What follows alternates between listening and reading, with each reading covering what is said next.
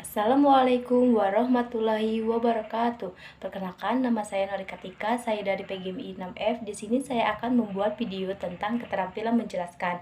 Baiklah, di sini Ibu akan menjelaskan tentang benda dan sifatnya. Nah, yang pertama, sifat-sifat benda berdasarkan wujudnya.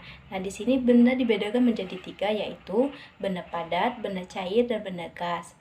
Nah, yang pertama yaitu sifat benda padat. Contoh dari benda padat antara lain buku, pensil, batu, dan meja. Sifat-sifat benda padat yang pertama memiliki bentuk dan volume yang tidak berubah. Dua, memiliki permukaan kasar atau halus. Tiga, memiliki warna. Nah, selanjutnya sifat dari benda cair yang pertama yaitu contohnya benda cair ini air, minyak, goreng, dan sirup. Nah, sifat-sifat benda dari benda cair yang pertama yaitu dapat mengalir dari tempat tinggi ke tempat rendah. Nah, yang kedua bentuknya berubah-ubah sesuai dengan wadahnya. Yang ketiga volumenya tetap. Untuk selanjutnya sifat dari benda gas yaitu contoh Ibu ambil ya itu udara. Nah, sifat-sifat benda gas bentuk dan volumenya berubah-ubah sesuai dengan wadahnya. Tidak dapat dipegang, hanya dapat dirasakan.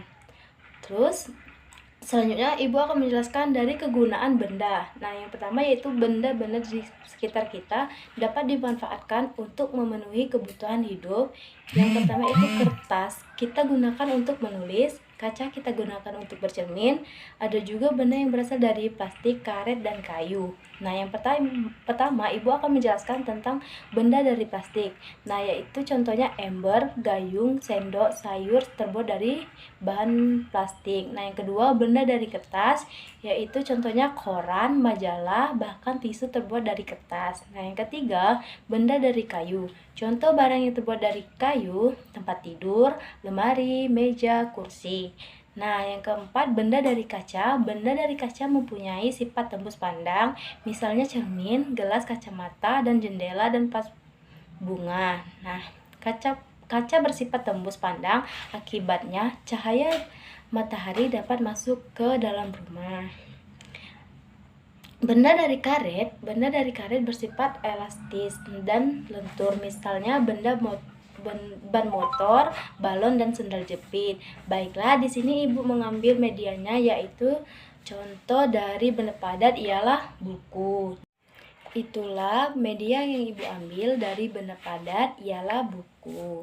Nah, baiklah, Ibu tegaskan lagi bahwa benda dan sifatnya dapat dibagi menjadi 3, yaitu benda padat, contohnya buku, pensil, meja, benda cair, contohnya air, minyak, sirup, dan benda gas, contohnya udara. Nah, selanjutnya sekali lagi Ibu akan tegaskan bahwa benda dan sifatnya ialah dibagi menjadi 3, yaitu benda padat, contohnya buku. Ibu tutup. Wassalamualaikum warahmatullahi wabarakatuh.